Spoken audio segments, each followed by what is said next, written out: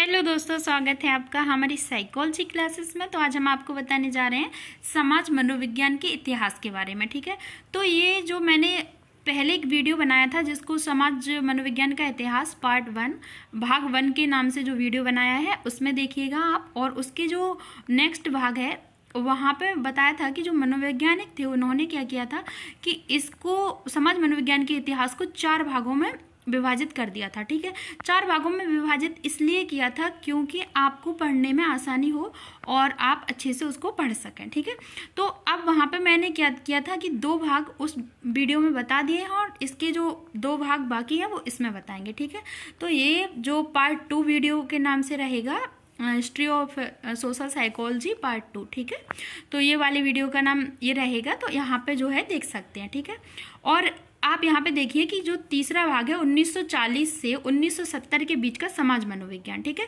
Social psychology in between 1940 to 1970। ठीक है, तो अब आप देखिए यहाँ पे मैंने क्या लिखा है। जो पहला पॉइंट यहाँ पे लिखा है मैंने वो लिखा है समाज मनोविज्ञान का इतिहास द्वितीय विश्व युद्ध द्वारा काफी प्रभावित हुआ। द्वितीय विश्व युद्ध, सेकेंड वर्ल्ड वॉर। ठीक है, 1940 से 1950 वाले दशक में यह युद्ध हुआ। इसका प्रभाव समाज मनोवैज्ञानिकों पर काफी विस्तृत रूप से पड़ा। मतलब जो समाज मनोविज्ञान का इतिहास है उसमें जब द्वितीय विश्व युद्ध हुआ था ना, सेकेंड वर्ल्ड वॉर, तो वो कब हुआ था? जो 1940 से 1950, मतलब जो 10 साल का समय था उसमें हुआ था, इसलिए यहाँ पे दशक है। तो 1940 से 1950 वाले दशक में हुआ था।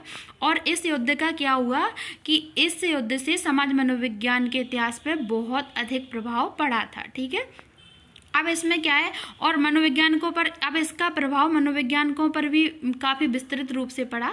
ठीक है, अब इसमें क्या है, अब यहाँ पे एक ऑब्जेक्टिव क्वेश्चन भी बनता है और जो एग्जाम आते हैं ना ऑब्जेक्टिव वाले साइकोलॉजी से रिलेटेड, तो यहाँ पे एक ऑब्जेक्टिव क्वेश्चन भी बन जाता है। जैसे वो पूछेंगे ना कि सेकेंड विश्व युद्ध मतलब द्वितीय विश्व युद्ध, सेकेंड वर्ल्ड वॉर कब हुआ था? तो 1940 से 1950 वाले दशक में। ठीक है, ऑप्शन है अगर वो ऐसा देते हैं तो ऐसे। ठीक है, और यहाँ पे क्या है समाज मनोविज्ञान का देखो समाज, अगर यहाँ पे एक और ऑब्जेक्टिव बनता है कि समाज मनोविज्ञान के इतिहास पर कौन से युद्ध का सबसे अधिक प्रभाव पड़ा? ठीक है, तो यहाँ पे है कि द्वितीय विश्व युद्ध का समाज मनोविज्ञान पे सबसे अधिक प्रभाव पड़ा। ठीक है, यहाँ पे इस तरीके से मैंने बता दिया, ऑब्जेक्टिव भी बन सकते हैं। ठीक, अब आते हैं इसका नेक्स्ट पॉइंट। तो नेक्स्ट पॉइंट कौन सा है? नेक्स्ट पॉइंट है 1900। देखिए यहाँ पे आप देख लीजिए, यहाँ पे आप नोट करना चाहें तो लिख सकते हैं। ठीक है, अब देखिए, अब आपको बताते हैं 1941 में विलियम व्हाइट, यहाँ पे मैंने विलियम लिखा है, व्हाइट लिखना रह गया है गलती से, तो जो मैंने इंग्लिश में देखो विलियम व्हाइट पूरा लिखा हुआ है कोष्टक में, तो आप यहाँ से देख सकते हैं।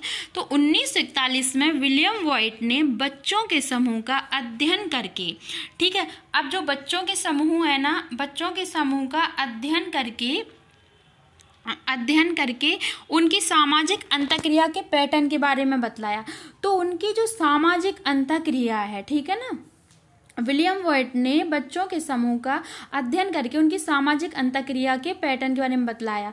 तो क्या है कि जो बच्चे थे उनका सामाजिक रूप से या समाज में उनकी जो अंतःक्रिया है, सोशल इंटरेक्शन है, मतलब समाज के लोगों के साथ उनका जो बातचीत करना है, उनका जो व्यवहार है, उन सब चीज़ों के बारे में उन्होंने उसमें देखा कि इसका क्या प्रभाव पड़ता है और ये किस तरीके का व्यवहार यहाँ पे कर रहे हैं लोगों के साथ। ठीक है, तो इन सब चीज़ों का उन्होंने क्या किया कि विलियम व्हाइट ने बच्चों के समूह का अध्ययन करके, तो बच्चों का जो ग्रुप होता है उनका आपस में क्या है, उनका बातचीत करना, उनका व्यवहार एक दूसरे के प्रति, उनकी सोच, ये सब चीज़ें वो जो थी उनने इस चीज़ के पैटर्न के बारे में अध्ययन किया और इसका अध्ययन किया समूह का और इसके पैटर्न के बारे में बतलाया। ठीक है, अब यहाँ पे जो नेक्स्ट पॉइंट है वो क्या आता है? नेक्स्ट पॉइंट आता है 1943 में।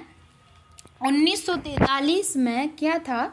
हाँ देखो, पहला जो पॉइंट था उसमें मैंने आपको एक चीज़ नहीं बता पाई कि इस पे जो काफ़ी विस्तृत रूप से प्रभाव पड़ा था, इसमें क्या था कि इस प्रभाव के फलस्वरूप, तो जब यह प्रभाव पड़ा इसके बाद क्या हुआ, समाज मनोवैज्ञानिकों ने कुछ विशेष विषय, ठीक है, समाज मनोवैज्ञानिकों ने कुछ विशेष विषयों मतलब टॉपिक, ठीक है, सब्जेक्ट नहीं, टॉपिक। तो कुछ विशेष विषयों जैसे प्रचार, पूर्वाग्रह, अनुनय, मनोवृत्ति, मापन, अंतरराष्ट्रीय संबंध, जनसंपर्क, जिसे मास कम्युनिकेशन भी कहते हैं जनसंपर्क को, का वैज्ञानिक अध्ययन करना प्रारंभ कर दिया था। ठीक है, तो इन्होंने क्या किया कि जो बहुत बड़ा प्रभाव पड़ा था सेकेंड युद्ध के बाद समाज मनोविज्ञान पे, तो उसके बाद समाज मनोवैज्ञानिकों ने क्या किया, कुछ विशेष विषयों पर इसका वैज्ञानिक अध्ययन करना प्रारंभ किया था। विशेष विषय क्या क्या थे, जो टॉपिक थे, विषय सब्जेक्ट नहीं, टॉपिक। ठीक है, यहाँ पे सिर्फ टॉपिक को विषय बोला गया है। तो विषयों पर देखो आप कौन कौन से थे, आप सुन लीजिए। प्रचार, पूर्वाग्रह, अनुनय, मनोवृत्ति, मापन, देखो मनोवृत्ति, मापन, अंतरराष्ट्रीय संबंध, जनसंपर्क। ठीक है, तो ये जो जितने भी हैं ना, तो यहाँ पे इनका वैज्ञानिक अध्ययन शुरू किया था। ठीक है, सेकंड पॉइंट मैंने समझा ही दिया था। अब आते हैं थर्ड पॉइंट पे। तो थर्ड पॉइंट आप देख सकते हैं, थर्ड पॉइंट में लिखा हुआ है कि 1943 में थियोडोर न्यूकोम्ब ने व्यक्ति के व्यवहार पर निर्देशन समूहों के प्रभाव का अध्ययन किया।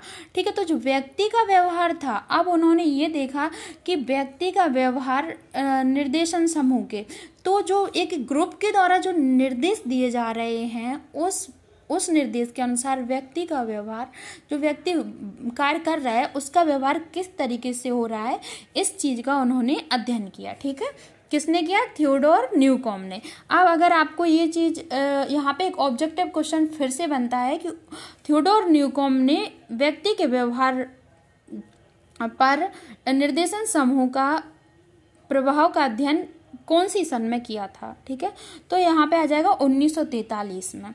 ठीक है, इस तरीके से क्या है, अब आप देख सकते हैं नेक्स्ट पॉइंट। तो नेक्स्ट पॉइंट जो है आपका 1950 से एडोरनो तथा उनके सहयोगियों ने एक काफी महत्वपूर्ण शोध परियोजना को पूरा किया। अब जो एक शोध परियोजना थी 1950 में, एडोरनो नाम के एक मनोवैज्ञानिक थे, उन्होंने तथा उनके कुछ सहयोगी थे, उन्होंने एक महत्वपूर्ण मतलब एक बहुत इम्पोर्टेंट रिसर्च प्रोजेक्ट था जिसको पूरा किया। ठीक है, अब उस रिसर्च प्रोजेक्ट में क्या था बताते हैं, जिसमें उन्होंने यह बतलाया कि व्यक्तित्व के किन विशेष सील गुण होते हैं, ट्रेट्स। ठीक है, तो विशेष सील गुणों के कारण व्यक्ति किसी राजनीतिक विचारधारा, पॉलिटिकल व्यूज, ठीक है, तो राजनीतिक विचारधारा को बिना आलोचना के ही स्वीकार कर लेता है।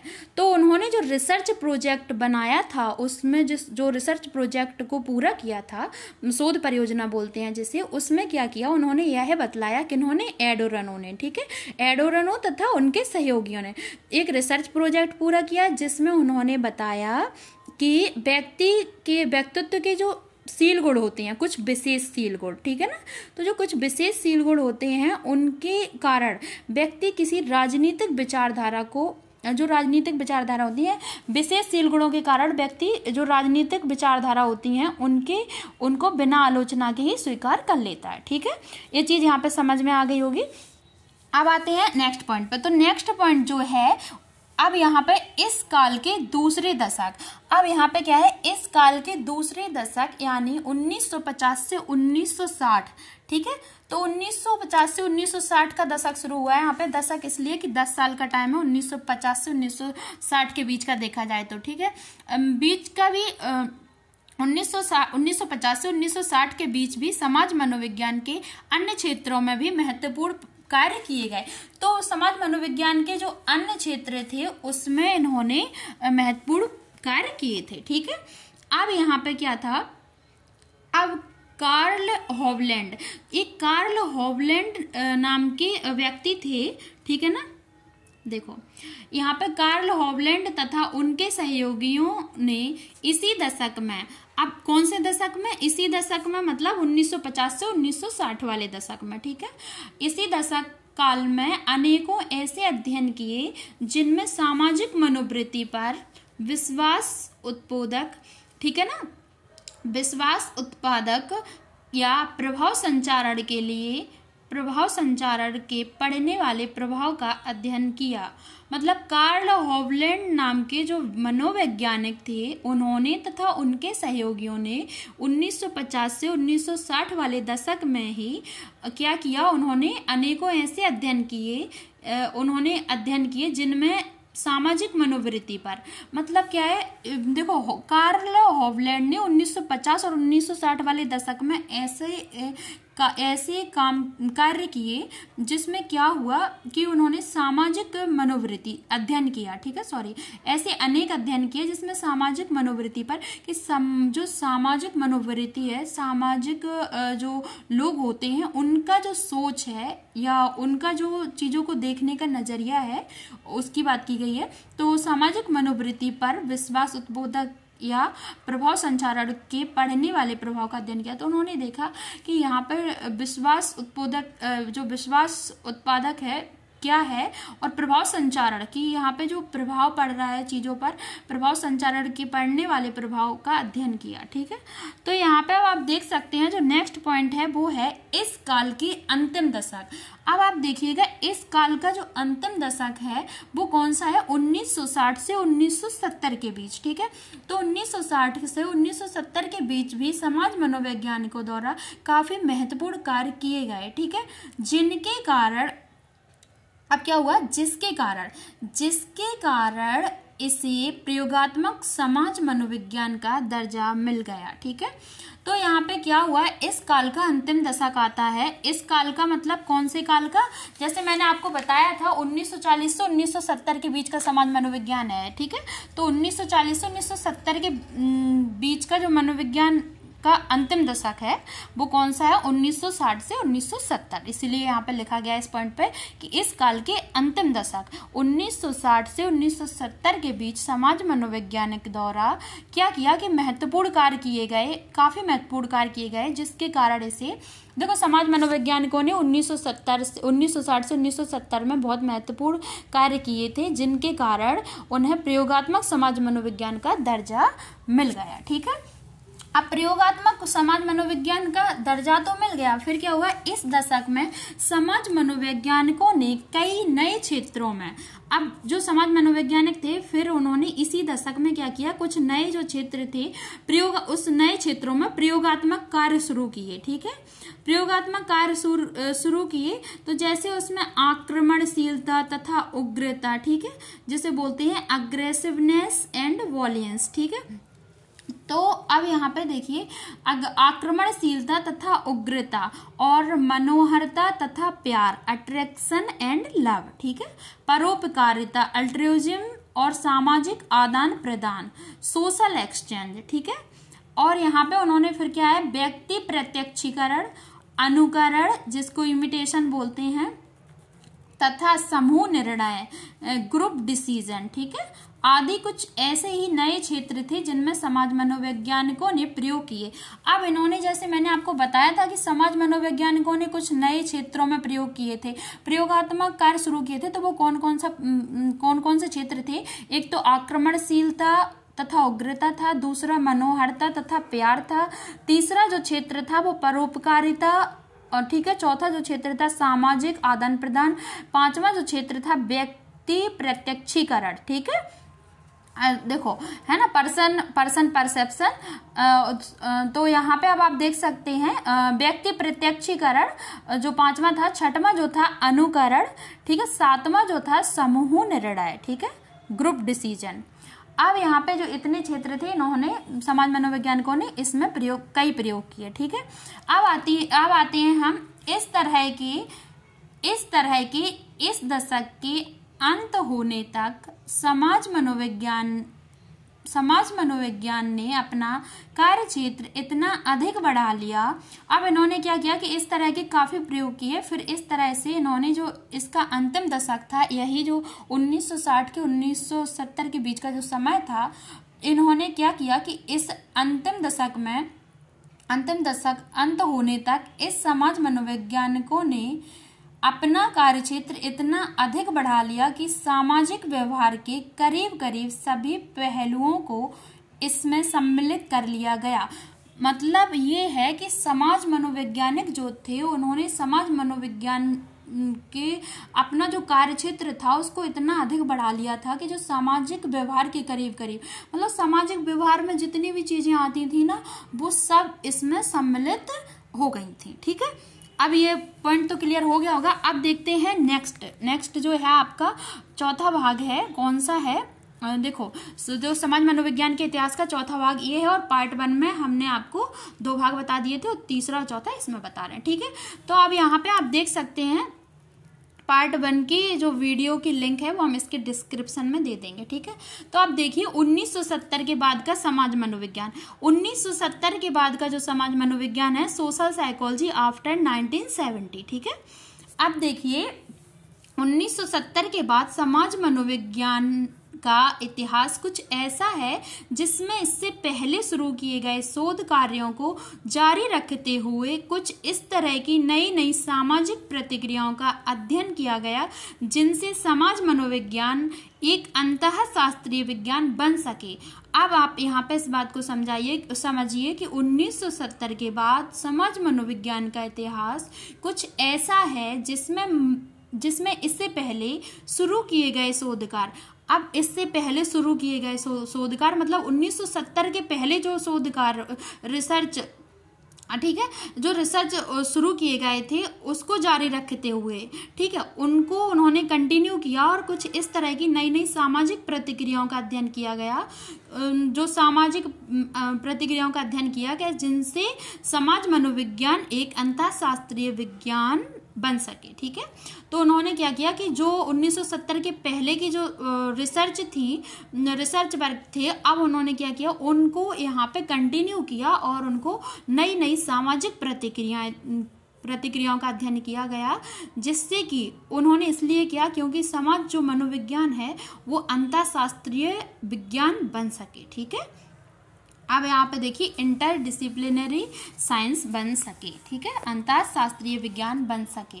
अब जो यहाँ पे मैं दूसरा पॉइंट आपको बताती हूँ, दूसरा पॉइंट देखिएगा।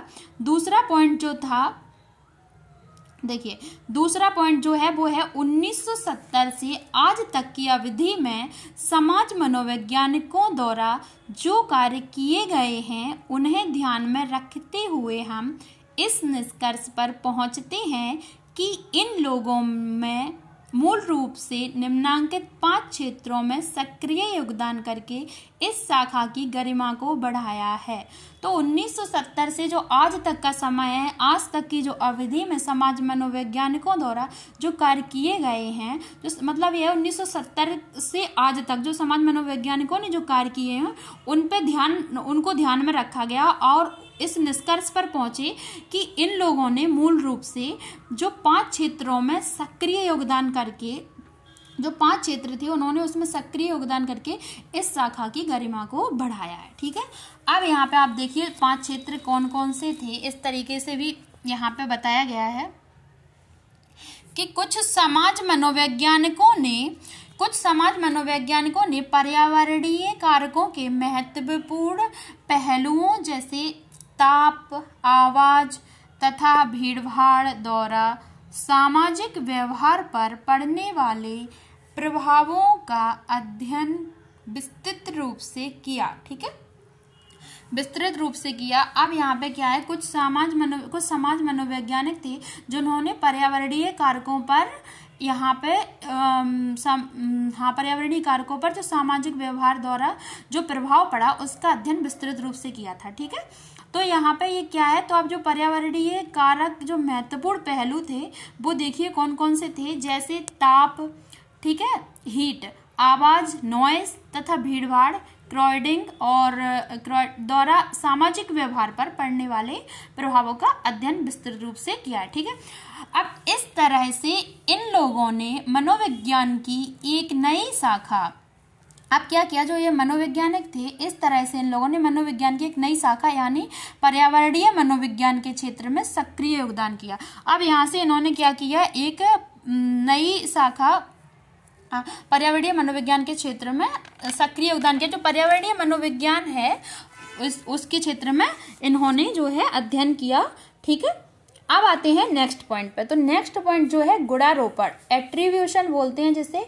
तो गुणारोपण एक दूसरा महत्वपूर्ण क्षेत्र है। अब इसका जो महत्वपूर्ण क्षेत्र दूसरा है वो कौन सा है? गुणारोपण, जिसे एट्रीब्यूशन भी बोलते हैं। इसका एक दूसरा महत्वपूर्ण क्षेत्र है जिसमें समाज मनोवैज्ञानिकों द्वारा अधिक से अधिक शोध एवं प्रयोग किए जा रहे हैं। ठीक है, तो जो अधिक से अधिक जो महत्वपूर्ण, देखो दूसरा जो क्षेत्र है वो कौन सा है? पहला था पर्यावरणीय, ठीक है, दूसरा था गुणारोपण जिसे एट्रीब्यूशन भी बोलते हैं। तो यहाँ पे क्या है, इन्होंने जो समाज मनोवैज्ञानिक हैं तो इनका क्या है, अधिक से अधिक शोध एवं प्रयोग किए गए। ठीक है, रिसर्च एवं एक्सपेरिमेंट, ठीक है, किए जा रहे हैं। अब इसमें क्या है, गुणारोपण। अब गुणारोपण क्या है? तो गुणारोपण एक ऐसी सामाजिक प्रक्रिया है, गुणारोपण एक ऐसी सामाजिक प्रक्रिया है जिसमें व्यक्ति के बाह्य व्यवहारों के आधार पर उसकी प्रेरणा, मोटिव्स, ठीक है ना, उसकी प्रेरणा, आवश्यकताओं तथा इच्छाओं आदि को समझा जाता है। अब जो गुणारोपण क्या है कि सामाजिक प्रक्रिया है जिसमें व्यक्ति के बाह्य व्यवहारों, ठीक है ना, अब बाहरी रूप से उसका क्या व्यवहार हो रहा है उस चीज को देखा जाता है तथा उसके मोटिव्स को समझा जाता है, उसकी इच्छाओं को समझा जाता है। ठीक है, अब देखना, समाज मनोवैज्ञानिकों द्वारा बहुत से ऐसे प्रयोग किए गए जिनसे गुणारोपण की प्रक्रिया के स्वरूप का पता चलता है। अब समाज मनोवैज्ञानिक जो थे उन्होंने कुछ ऐसे प्रयोग किए, बहुत ऐसे प्रयोग किए जिनसे गुणारोपण की प्रक्रिया के स्वरूप का पता चलता है। ठीक है, इन प्रयोगों में यह पता चलता है कि इन प्रयोगों में यह भी देखने की कोशिश की गई है कि गुणारोपण का प्रभाव हमारी भिन्न भिन्न सामाजिक अंतःक्रियाओं पर कैसे पड़ता है। अब यहाँ पे क्या था, जो ये गुण थे, इन्होंने यहाँ पे ये चीज भी देखी है कि हमारे जो सामाजिक अंतःक्रिया है उस पे विभिन्न तरीके, जो भिन्न सामाजिक अंतःक्रिया है उस पर इसका कितना प्रभाव पड़ता है। ठीक है, अब यहाँ पे देखिएगा आप, जो नेक्स्ट पॉइंट है थर्ड पॉइंट देखते हैं, अशाब्दिक संचार या संप्रेषण, नॉन वर्बल कम्युनिकेशन। ठीक है, तो अशाब्दिक संचार या संप्रेक्षण को बोलते हैं, अशाब्दिक संचार या संप्रेक्षण को बोलते हैं नॉन वर्बल कम्युनिकेशन। ठीक है, तो इसके क्षेत्र में आज के समाज मनोवैज्ञानिक काफी महत्वपूर्ण कार्य कर रहे हैं। ठीक है, हाव भाव तथा शारीरिक गति द्वारा कुछ कहने तथा समझने की प्रक्रिया को अशाब्दिक संचार कहा जाता है। मतलब ये है कि जो, देखिए अब यहाँ पे क्या है, जो अशाब्दिक संचार है इसके क्षेत्र में क्या है, जो समाज मनोवैज्ञानिक है इस पे भी काफी महत्वपूर्ण कार्य कर रहे हैं। और इसमें क्या होता है, अशाब्दिक संचार में क्या होता है, व्यक्ति के बोलने से नहीं बल्कि उसके जो हाव भाव होती हैं, उसकी जो शारीरिक गति है उनके अनुसार वो यहाँ पे उसको समझा जाता है। ठीक है, अशाब्दिक संचार कहा जाता है, इसीलिए इसी प्रक्रिया को अशाब्दिक संचार कहा जाता है। अब आते हैं नेक्स्ट पॉइंट पे, जो कि इसका फोर्थ पॉइंट है यौन व्यवहार। ठीक है, तो सेक्सुअल बिहेवियर, जिसमें क्या आता है कि प्यार तथा अंतर्वैयक्तिक आकर्षण के क्षेत्र में समाज मनोवैज्ञानिक काफी सक्रिय कार्य कर रहे हैं। ठीक है, तो जो यौन व्यवहार है उस पे जो समाज मनोवैज्ञानिक हैं वो काफी एक्टिव होकर कार्य कर रहे हैं। अब क्या है कि इसमें कि इनमें किए जा रहे शोध एवं प्रयोग द्वारा यह निश्चित करने की कोशिश की जा रही है कि व्यक्ति किन किन कारणों से एक दूसरे के प्रति आकर्षित होता है, किस परिस्थिति में आकर्षण सबसे अधिक होता है, आदि आदि। तो यहाँ पे इस पॉइंट पे इन्होंने, जो समाज मनोवैज्ञानिक हैं, उन्होंने इस चीज को देखा है कि जो लोगों के बीच में जो अट्रैक्शन होता है उसकी जो उनके प्रति जो आकर्षित होते हैं लोग, वो किस परिस्थिति में आकर्षित सबसे अधिक होते हैं। ठीक है, तो यहाँ पे इस चीज का रिसर्च हुआ है। अब आते हैं नेक्स्ट पॉइंट पे, जो कि आपका पांचवा पॉइंट है और लास्ट पॉइंट है इसका, तो वो है आधुनिक समाज मनोवैज्ञानिकों ने अंतः सांस्कृतिक अध्ययनों, क्रॉस कल्चर स्टडीज बोलते हैं जिसे, आधुनिक समाज मनोवैज्ञानिकों ने अंतर सांस्कृतिक अध्ययनों, क्रॉस कल्चर स्टडीज में भी काफी अभिरुचि दिखलाई है। ठीक है, तो यहाँ पे इन्होंने क्या किया कि जो क्रॉस कल्चर स्टडी है, यहाँ पे समाज मनोवैज्ञानिक जो है उन्होंने बहुत इंटरेस्ट दिखलाया है। ठीक है, अब इस तरह के अध्ययनों में एक ही सामाजिक व्यवहार का अध्ययन भिन्न भिन्न संस्कृति में किया जाता है। ठीक है, इसके बाद इस बात का निर्धारण किया जाता है कि संबंधित सामाजिक व्यवहार संस्कृति में परिवर्तन होने से किस तरह प्रभावित होता है। अब यहाँ पे क्या है, इन्होंने जो 5वां पॉइंट है उसमें क्या है, जो सामाजिक मनोवैज्ञानिक हैं उन्होंने क्या किया कि जो क्रॉस कल्चर स्टडीज है जिसको अंतः सांस्कृतिक अध्ययन बोलते हैं, तो उसमें अभिरुचि दिखलाई है। और इस अध्ययन में क्या किया कि जो सामाजिक व्यवहार है उसमें भिन्न भिन्न संस्कृति में किया जाता है। तो सामाजिक व्यवहार का जो अध्ययन है उन्होंने यहाँ पे अलग अलग संस्कृति में किया है। और इसके बाद क्या किया कि इस बात का निर्धारण किया कि संबंधित सामाजिक व्यवहार संस्कृति में परिवर्तन होने से किस तरह प्रभावित होता है, कि जो सामाजिक संबंध होता है वो लोगों में उनका व्यवहार जो संस्कृति से है तो उनकी संस्कृति में कितना परिवर्तन होता है और उससे वह कितना प्रभावित होता है। ठीक है, तो समाज मनोवैज्ञानिकों के इस प्रयास से एक फायदा यह हुआ है कि हम भिन्न भिन्न संस्कृति में रहने वाले व्यक्तियों के सामाजिक व्यवहार का तुलनात्मक अध्ययन कर सकते हैं। अब यहाँ पे क्या है, जो समाज मनोवैज्ञानिकों ने जो यहाँ पे लोगों के व्यवहार को ऑब्जर्व करके जो चीज़ों को देखा है उसमें यही है कि जो भिन्न भिन्न संस्कृति में रहने वाले जो लोग होते हैं उनका व्यवहार भी हम क्या कर सकते हैं, उनके व्यवहार की तुलना कर सकते हैं और उसका अध्ययन कर सकते हैं। Thank you so much. तब तक के लिए वीडियो को लाइक, शेयर और सब्सक्राइब जरूर करते हैं। मिलते हैं नेक्स्ट वीडियो में।